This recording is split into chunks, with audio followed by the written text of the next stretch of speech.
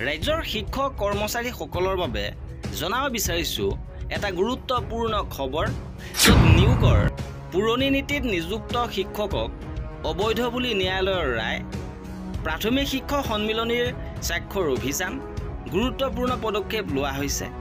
নিয়োগৰ নীতি সলনি হ'লে পুৰণি নীতিত নিযুক্ত শিক্ষকসকল অবৈধ হোৱা ৰায় প্ৰদানেৰে শিক্ষক সমাজৰ মাজত সৃষ্টি কৰা ত্ৰাসৰ পৰা মুক্ত কৰিবলৈ কেন্দ্ৰীয় চৰকাৰে উচ্চতম ন্যায়ালয়ত পুনৰ বিবেচনাৰ আবেদন দাখিল কৰিবলৈ আহ্বান জনায়।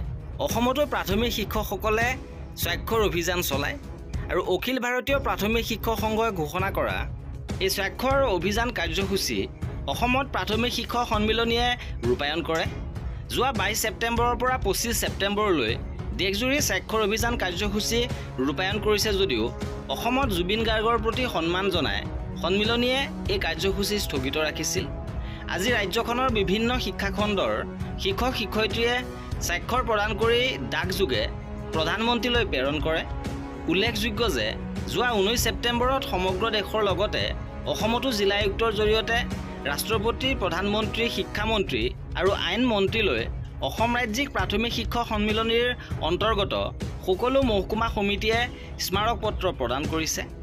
যোৱা 1 ছেপ্টেম্বৰত প্ৰথম শ্ৰেণীৰ পৰা অষ্টম শ্ৰেণীলৈকে শিক্ষাদান কৰা শিক্ষকসকলে শিক্ষকতাৰ চাকৰি বাহাল ৰাখিবলৈ টেট অনিবাৰ্য ৰূপে গ্ৰহণ কৰি 2 বছৰৰ ভিতৰতে টেট পৰীক্ষাত উত্তীৰ্ণ হ'বলৈ আৰু 5 বছৰতকৈ কম কাৰ্যকাল থকাসকলে টেট পৰীক্ষাত উত্তীৰ্ণ নহ'লে পদোন্নতি নাপাব বুলি ৰায় প্ৰদান কৰিছিল।